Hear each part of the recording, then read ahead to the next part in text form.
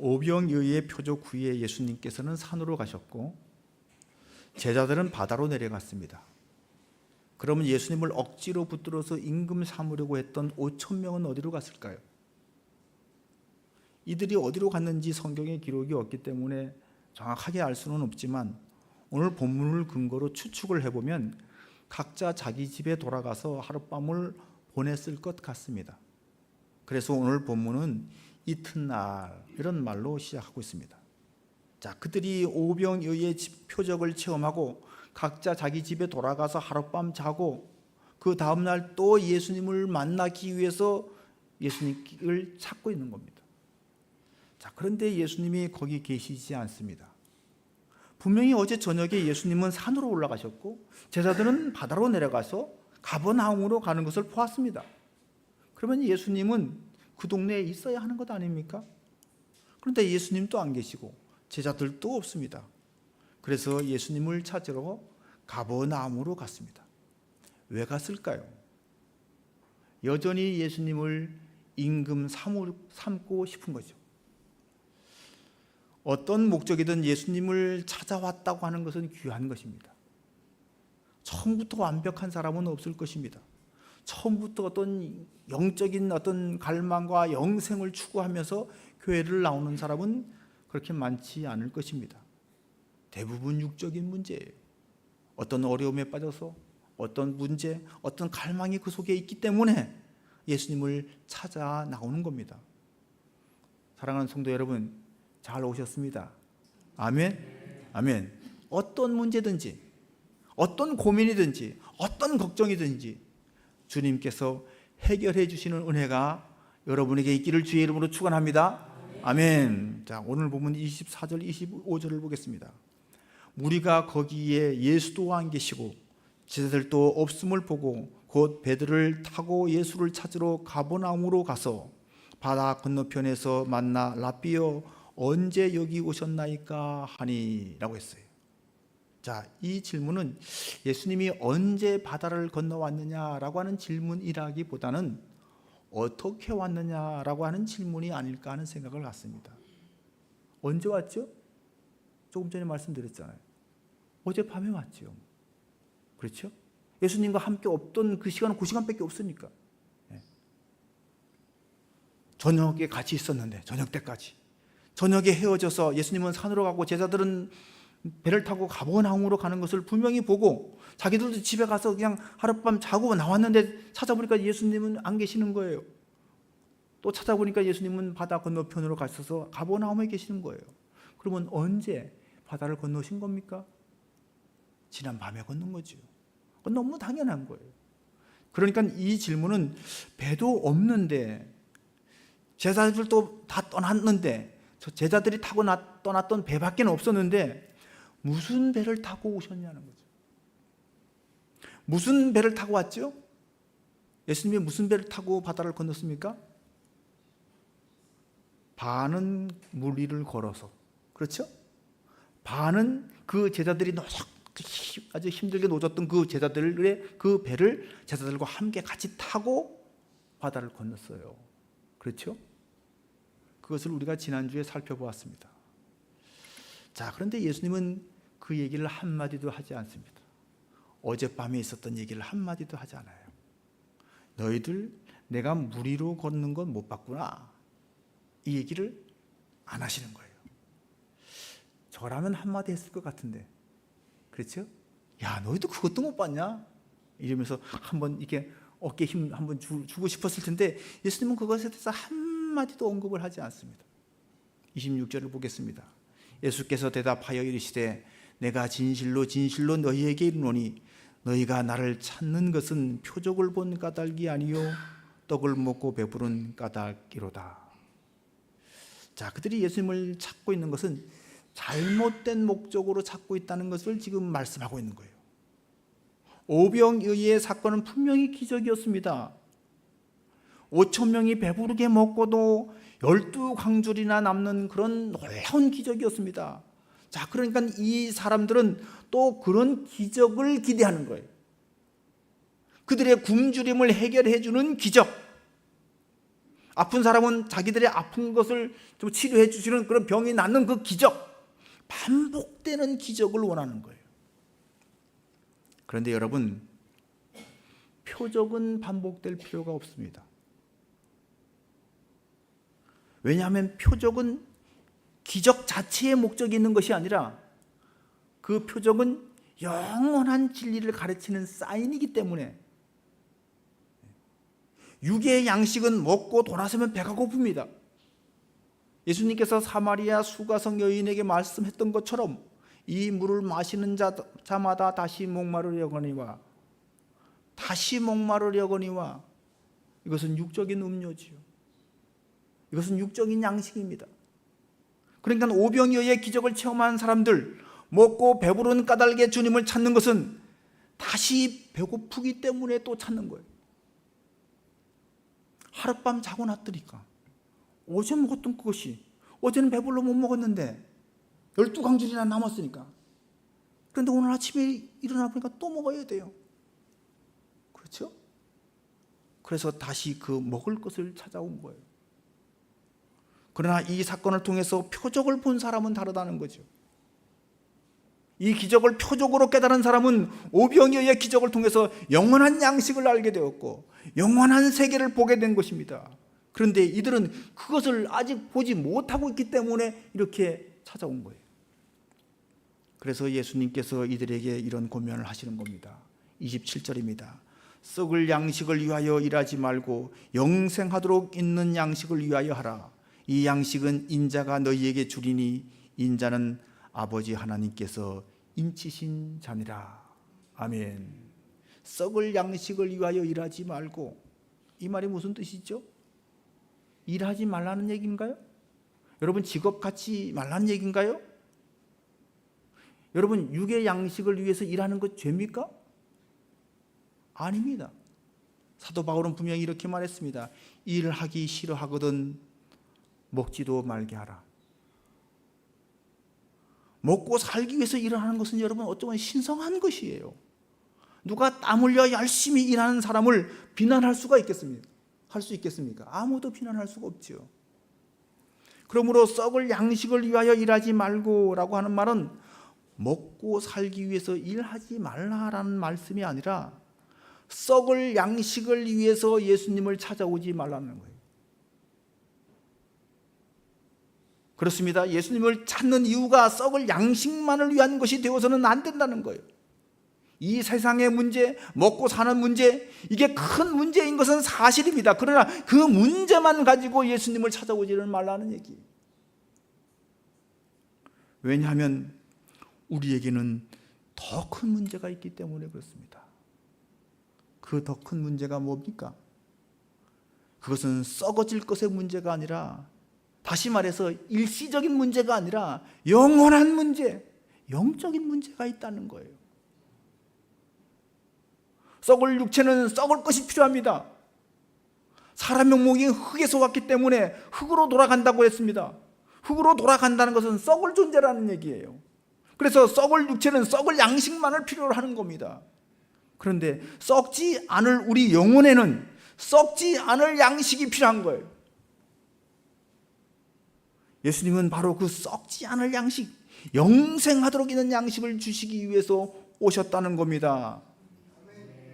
그러니 오병이어의 표적은 영생하도록 있는 양식을 보여주시려고 하는 목적을 가지고 행하신 표적이라는 거예요. 그런데 그것은 보지 못하고, 그것은 깨닫지 못하고, 먹고 배부른 까닭에 그 목적만 가지고 계속해서 예수님을 찾고 있다고 한다면 헛다리 짚고 있다는 거죠. 헛다리. 네. 자, 그런데 예수님의 이 말씀을 듣고도 이 무리들은 여전히 예수님이 말씀하시는 것이 무슨 의미인지를 깨닫지를 못합니다. 이들이 또 그래서 예수님께 드리는 질문을 보세요. 28절입니다.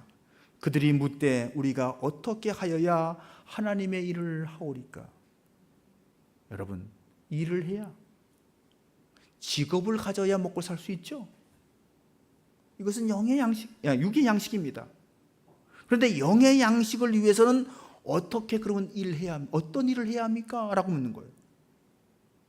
먼 육의 양식을 위해서 일해야 하는 것처럼 영의 양식을 위해서도 여전히 뭔가 일해야 한다고 지금 생각하고 무슨 일을 해야 합니까? 라고 묻는 거예요.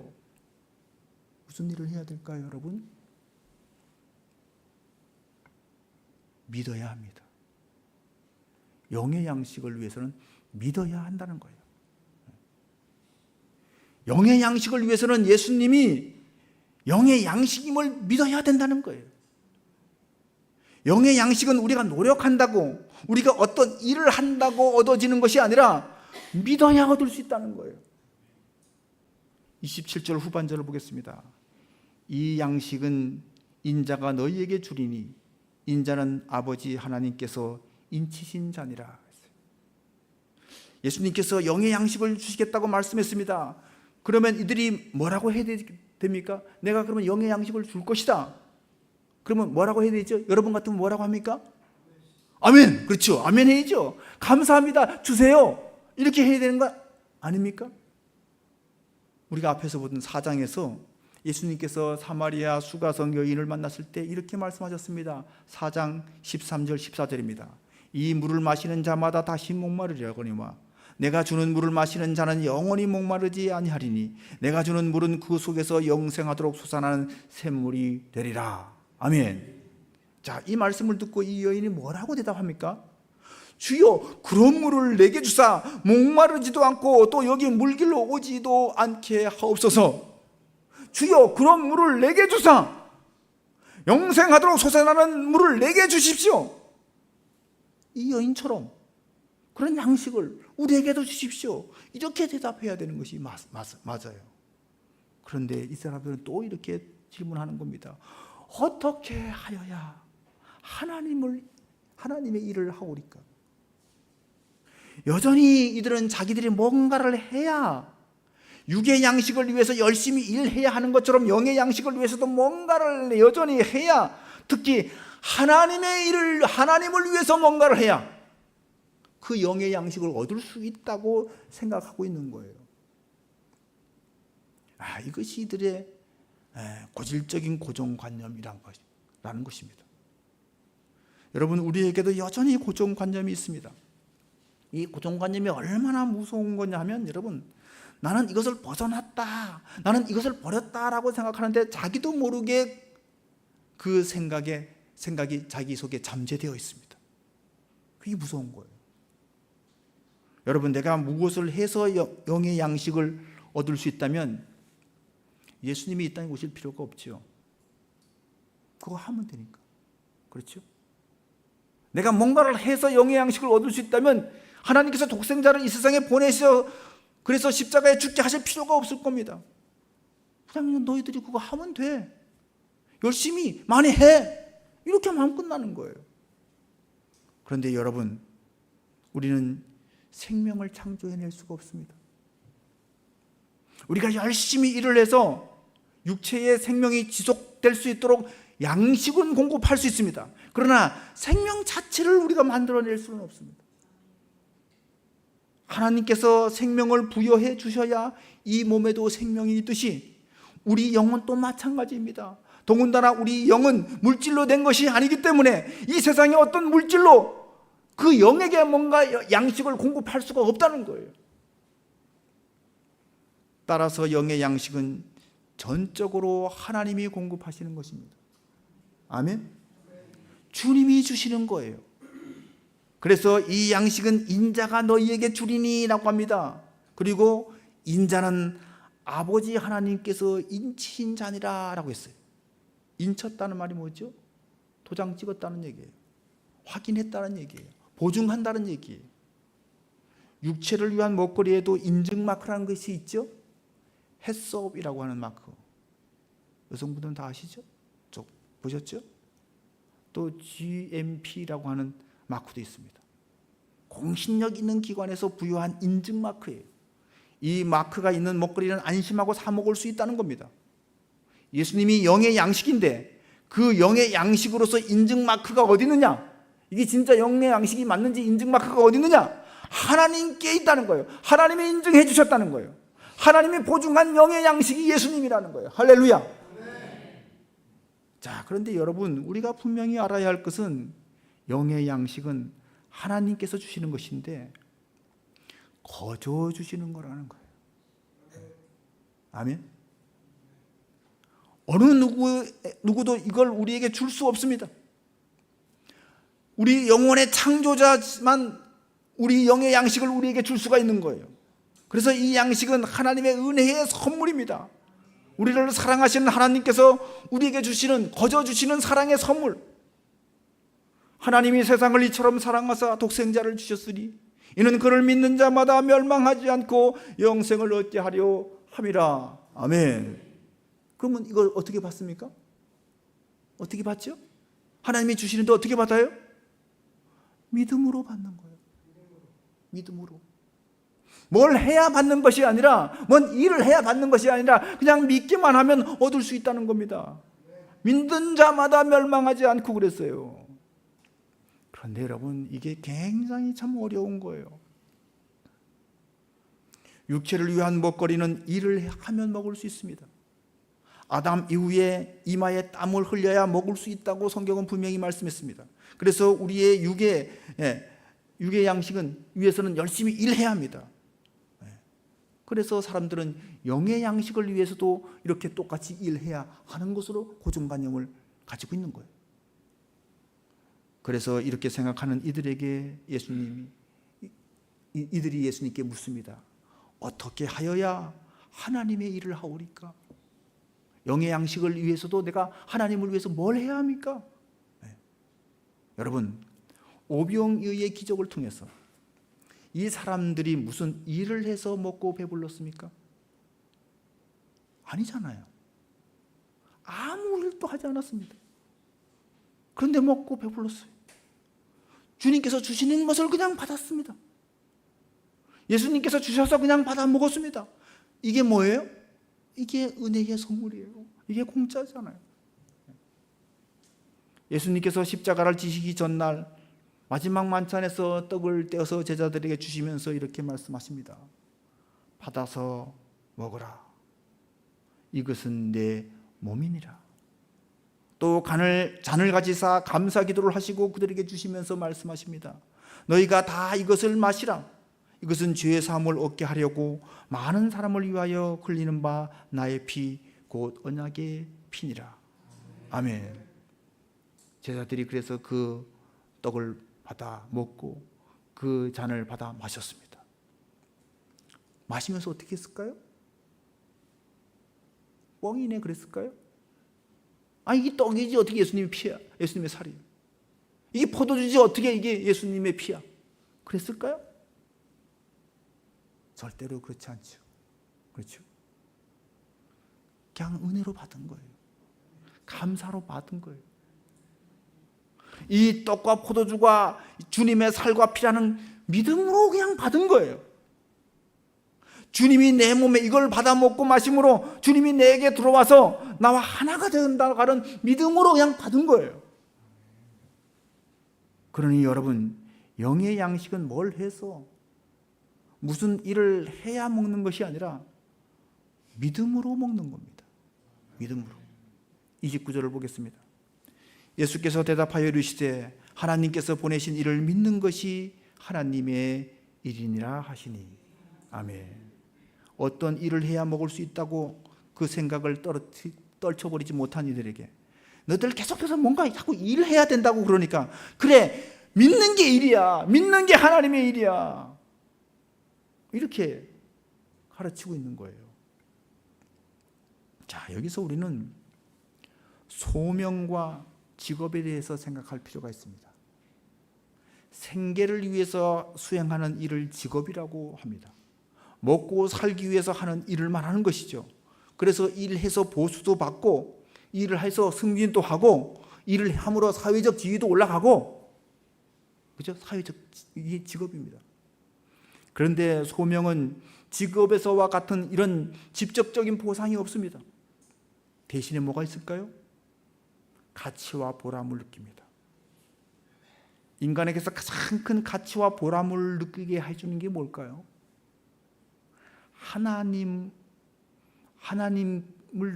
위해서 하는 것, 하나님이 하라고 하신 일을 하는 것, 하나님이 시키시는 일을 하는 것, 하나님의 부름 받아서 하는 일, 그 일이 여러분 세상에서 가장 가치 있고 보람 있는 일인 줄로 믿습니다. 그렇죠? 그래서 그것을 소명, 영어로는 calling, 하나님의 부름이요. 그렇게 말합니다. 옛날에는 직업과 소명을 완전히 다른 것으로 구분했습니다. 먹고 살기 위해서 일하는 직업은 세속적이고 그것은 천하고, 소명을 위해서 일하는 사람은 영적이고 거룩하다고 생각했습니다. 이게 옛날 가톨릭의 생각이었습니다. 그래서 소명을 받은 신부님이라든가 수녀님은 거룩하고 성스러운 사람이고, 일반 직업을 가진 사람들은 소명을 갖지 못한 낮은 천한 사람이다, 이렇게 생각했습니다. 그런데 종교개혁 이후에 루터가 모든 그리스도인이 왕같은 제사장이라고 주장하면서 이 성과 속의 구분이 깨지기 시작했습니다. 그래서 직업과 소명의 경계도 무너지기 시작했습니다. 성직자만 소명을 받는 것이 아니라 일반 직업을 가진 사람도 소명을 가지고 일할 수 있다는 겁니다. 베드로전서 2장 9절입니다. 그러나 너희는 택하신 족속이요 왕같은 제사장들이요 거룩한 나라요 그의 소유가 된 백성이니. 왕같은 제사장, 무슨 말입니까? 모든 그리스도인이 하나님의 소명을 받은 성직자라는 얘기잖아요. 그럼 여러분에게 묻겠습니다. 어떻게 세속적인 직업을 가진 그 사람이 그 일을 통해서 하나님의 부르심을 알 수 있을까요? 어떻게 자신의 직업 속에서 소명을 발견할 수 있을까요? 어떻게 발견하시죠? 그것도 믿음으로. 아멘? 그것도 믿음으로입니다. 세속적인 직업을 통해서 금전적인 보상, 눈에 보이는 어떤 보상보다 보이지 않는 내면의 가치와 보람을 느낄 수 있는 방법, 뭘까요? 믿음으로. 믿음으로 느끼는 거예요. 믿음으로 의미와 보람을 찾는 겁니다. 믿음으로 그것을 발견해내는 것입니다. 여러분이 하는 일을 통해서 의미와 가치를 찾아냈습니까? 찾아낸 사람을 뭐라고 그러죠? 믿음이 있는 사람이라고 그런 거예요. 아멘. 그렇죠. 믿음으로 찾아냈기 때문에. 예수님께서 사마리아 수가성 여인을 만났을 때, 그때 예수님 또 피곤해서 우물 곁으로 갔다고 성경은 기록하고 있습니다. 피곤했다는 말은 희장하셨다는 얘기도 됩니다. 그때 제자들은 먹을 것을 사러 동네로 들어갔습니다. 그 사이에 예수님은 사마리아 수가성 여인과 많은 대화를 나누었고, 그 후에 이 여인이 변화됐습니다. 그리고 내가 메시아를 만났다, 와서 보라, 이 사람이 그리스도가 아니냐라고 하면서 전도를 했습니다. 그때 양식을 사러 동네로 들어갔던 제자들이 돌아와서 예수님께 선생님 잡수세요 라고 드렸어요. 그때 예수님께서 이렇게 말씀하십니다. 내게는 너희가 알지 못하는 먹을 양식이 있느니라. 내게는 너희가 알지 못하는 먹을 양식이 있느니라. 무슨 양식일까요? 영적 양식, 제자들 눈에는 안 보이는 양식, 한 영혼을 구원했다는 보람의 양식을 말하는 거죠. 한 생명을 구원하는 가치 있는 일을 했다고 하는 뿌듯함의 양식을 말하는 거예요. 이 양식은 누구만 압니까? 자신만 압니다. 다른 사람은 모릅니다. 먹어본 사람만 아는 거예요. 맛본 사람만 아는 거예요. 느껴본 사람만 아는 거예요.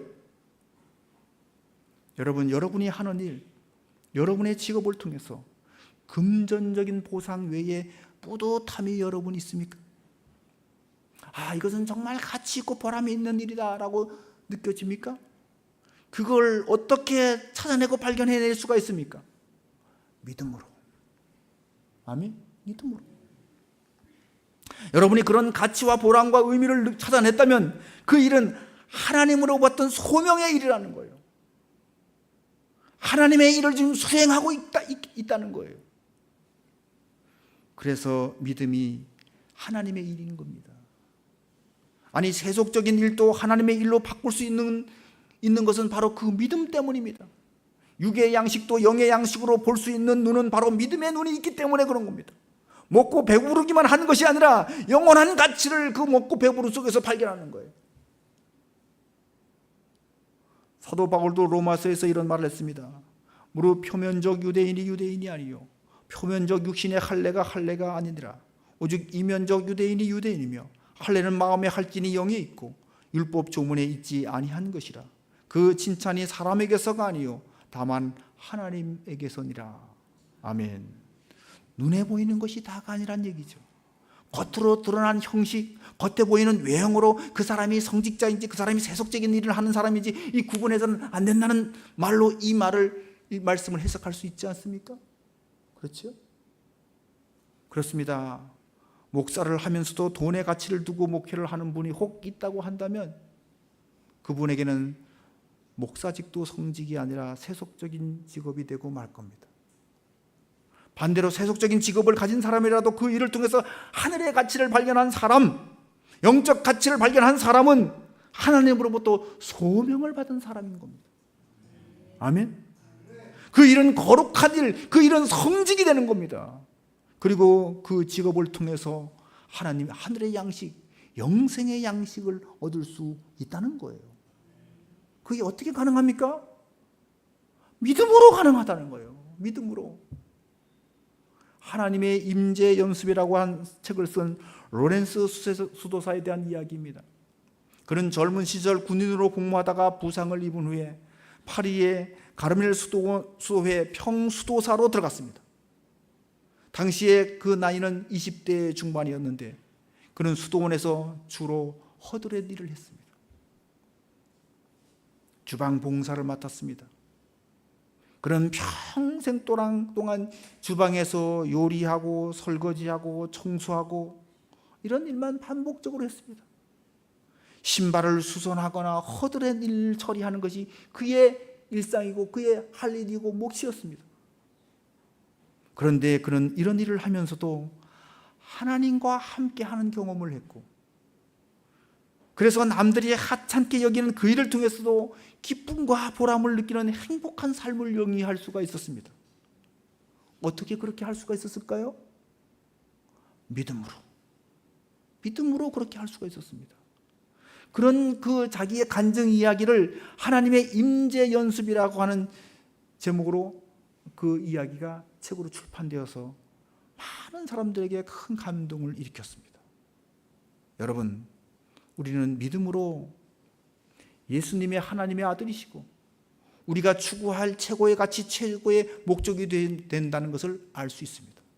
우리는 믿음으로 우리가 하는 생업을 통해서 하나님의 소명을 실천할 수 있다고 하는 것을 알 수가 있습니다. 우리는 믿음으로 하나님이 지금 우리와 함께 하고 있다는 것을 알 수가 있습니다. 우리는 믿음으로 하나님이 계신 것도 알 수 있고, 우리는 믿음으로 하나님이 천지를 창조하신 것도 알 수 있고, 우리는 그 믿음으로 우리가 구원받은 것도 알 수가 있습니다. 우리는 믿음으로 우리가 하나님의 자녀인 것도 알고 있는 겁니다. 그러니까 영적인 것은 믿음이 아니고서는 알 수 있는 것이 하나도 없습니다. 그래서 히브리서 기자는 믿음이 없이는 하나님을 기쁘시게 할 수 없느니라 라고 했던 거예요. 믿음이 없이는 하나님을 기쁘시게 할 수가 없는 거예요. 믿음이 없이는 우리가 구원받은지 하나님이 계시는지, 주님이 우리의 그리스도가 되시고 메시아가 되시는지 믿음이 없이는 도저히 알 수가 없는 거예요. 자, 그렇다면 여러분, 물질적 가치는 전혀 쓸모가 없는 걸까요? 표적을 본 까닭이 아니요 떡을 먹고 배부른 까닭이로다. 이것, 즉 먹고 배부른 것을 추구해서는 정말 안 된다는 얘기일까요? 이 말씀이? 아니죠. 제가 한 예화를 말씀드리겠습니다. 슬램덩크라고 하는 만화가 있어요. 제 아들이 만화가기 때문에 주워 들은 얘기입니다. 젊은 사람들은 이 만화를 잘 봐서 알 겁니다. 그 만화에 많은 명언들이 있는데 그 중에 하나가 왼손은 거들뿐이라고 하는 대사입니다. 농구 만화인데 슛을 할 때 오른손으로 주로 합니다. 그런데 왼손은 옆에서 공을 안 집중하는데 이렇게 거들기만 하잖아요. 그죠? 네. 그렇다면 왼손이 필요 없는 걸까요? 필요 없는 것이 아니라는 얘기예요. 왼손이 거들어야 슛의 정확도가 높아집니다.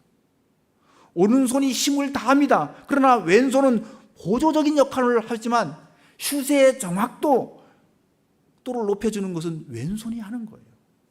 아마 왼손이 없다면 득점으로 이어지기가 힘들 겁니다. 마찬가지예요. 떡을 먹고 배부른 까닭이로다. 이게 인생의 주된 목표는 될 수 없지만 이게 없다면, 여러분 먹지 못한다면, 육체적인 허기를 채우지 못했다면 영적으로 추구하는 목표에도 이룰 수가 없습니다. 그렇죠? 네. 여러분 오늘 배 밥 굶고 오면 예배가 제대로 되겠어요? 먹는 것만 생각하지? 네. 네. 그렇죠? 네. 네. 이것도 중요한 거예요. 사랑하는 성도 여러분, 그러나 그 영적인 것을 추구하기 위해서 여러분 우리는 사회에 나가서 일도 해야 되고 직업도 가져야 되고, 그런데 거기서 뭐를 찾아야 돼요? 의미와 가치를 찾아야 돼요. 영적 가치를 찾아야 된다는 거예요. 사랑하는 성도 여러분, 영적인 일에, 하나님의 일에 여러분의 생업도 믿음으로 하나님의 일로 만들어갈 수 있는 믿음, 그 믿음이 있기를 주의 이름으로 축원합니다. 여러분의 생업을 통해서도 하나님의 가치와 목적을 이루는 소명의 삶이 다 될 수 있기를 주의 이름으로 축원합니다. 아멘. 기도하겠습니다. 우리의 필요를 채워주시는 하나님, 우리에게 먹을 것과 입을 것과 거할 곳이 있음에 감사를 드립니다.